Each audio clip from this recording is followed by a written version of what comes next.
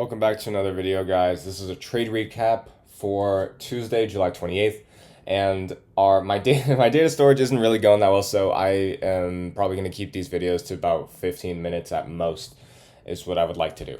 So let's take a look at a price action. Today was a bit confusing. I was actually looking for longs, and my SSMTs for that were the weekly cycle right here and then the bullish 90-minute right here. We had on Yes, it was between A and M and our weekly cycle. We ended up not hitting previous day low, which I kind of noticed was kind of strange. So that is draws for lower. But as of right now, our 15-minute structure is moving higher and our 90 minutes is moving higher. And we have a major weekly cycle off of that. The 4-hour has create a market structure shift.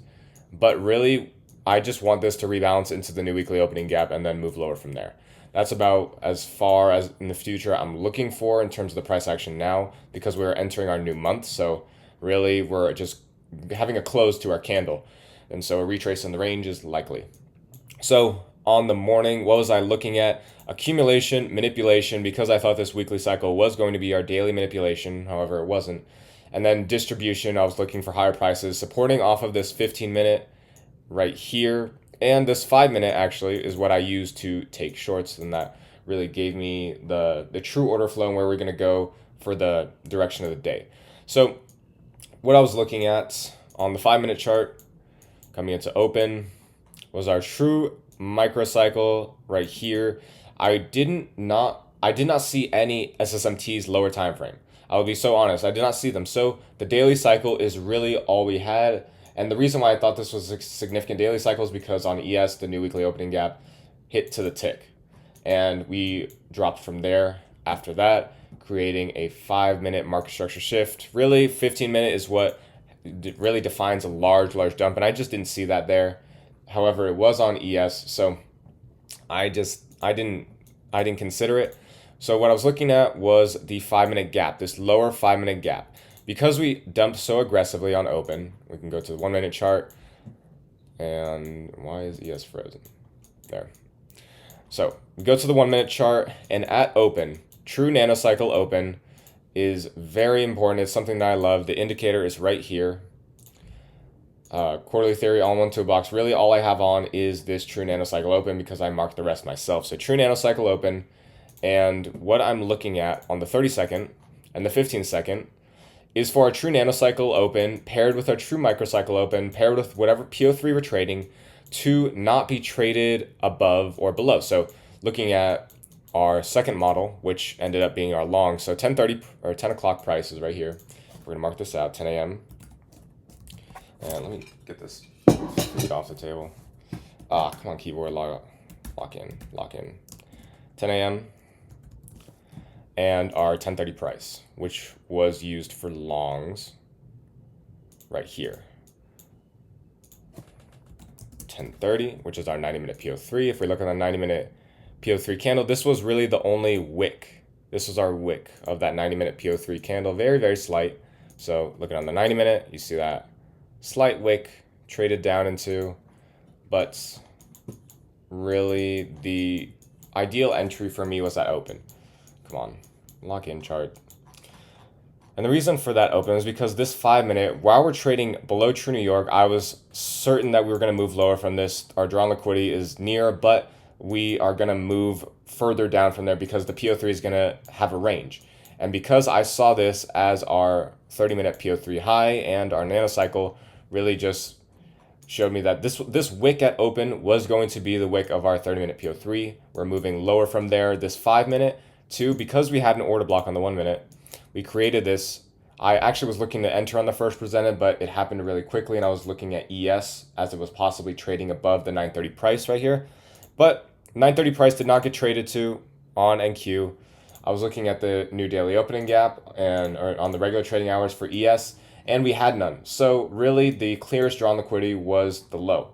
And on NQ, we did have a gap on regular trading hours, but I was looking at ES because ES was really where the cleaner structure was on the 90-minute since open. So this gap we traded immediately down from. So when our first presented was created, I was looking for this to get tapped into and move lower from. Because I missed the ideal entry, I moved to the 30-second and I was looking for continuations off fair value gaps. So right here, after our 5-minute is inversed, we had a displacement through this 30-second was my entry. And I really thought that this 2-minute gap would be traded into, and I might have gotten stopped out because my stop was at this high. I could have increased it to the CE of that order block, but I really thought that the 30-second would hold its hold true power because the 30-second was looking very clean, like a 1-minute chart almost, because of the volatility we have, which actually wasn't too bad today. So that was my trade, and it was a 1 to 3 for 100 points. Risk was 25 points. Actually, no, it wasn't. It was like more like 30 something. It was like, yeah, it was like 32 or 35. So that was my RR on the trade. And why I took 100 points and I did not hold lowers because we're still trading combines. I need one more good trade. I have 2,100 in profit, and I just need one good trade to pass them. So looking at our next true nanocycle open, we were kind of stalling. I say this sometimes that 1030 might just not do anything, and we're stalling it until our 1030, which made kind of a lot of sense today because I saw our 90-minute as accumulation, manipulation, distribution, and expansion. So our distribution already happened really in our 30-minute PO3. We started after a manipulation. It was really just manipulation and distribution in one. So then we started creating just random candles, which were waiting for the next major cycle open, which is 1030 price.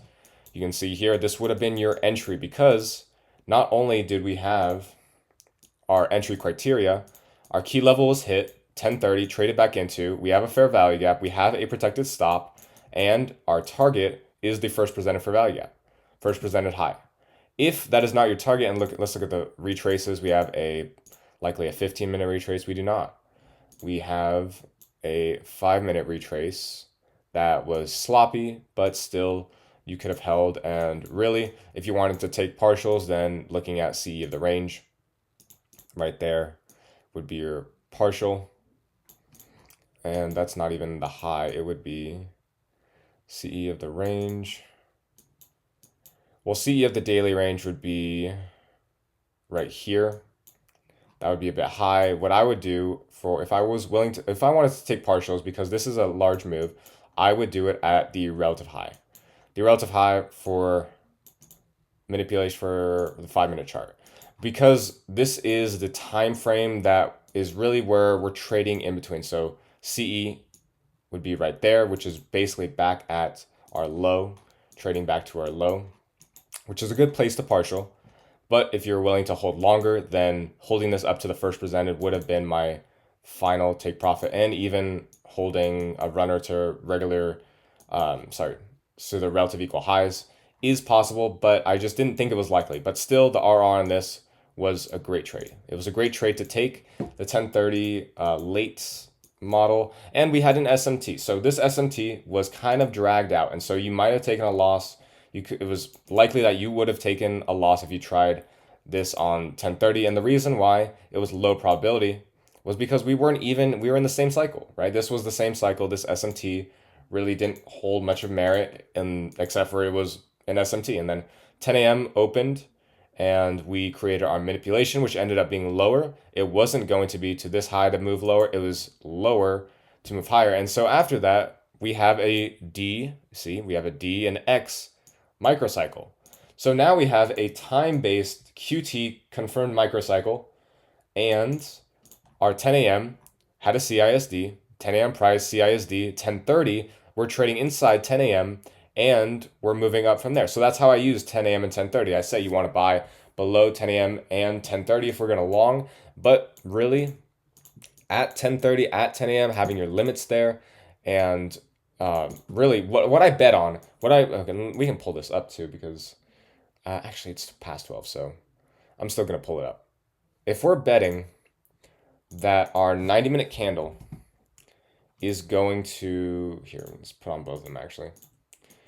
If we're betting on our 90-minute candle to move higher with the 10 a.m., then this stop is confirmed, right? SMT, it's confirmed, so we can have a stop at this low because that was our lower portion that got swept. And so I always use that as a stop loss to limit my loss. And even from there, we can minimize this even further, by a few more points, by assuming that our 1030 wick is in place. And when this 1030 wick is in place, it's very small for the 90 minutes. A lot of 90 minute has very small wicks. So I love using this for continuation moves or late expansions, late 1030 move, whatever 1030 should do. Late 4-hour PO3 is what I'm trying to refer to. So that right there is an incredible RR just to CE of the range.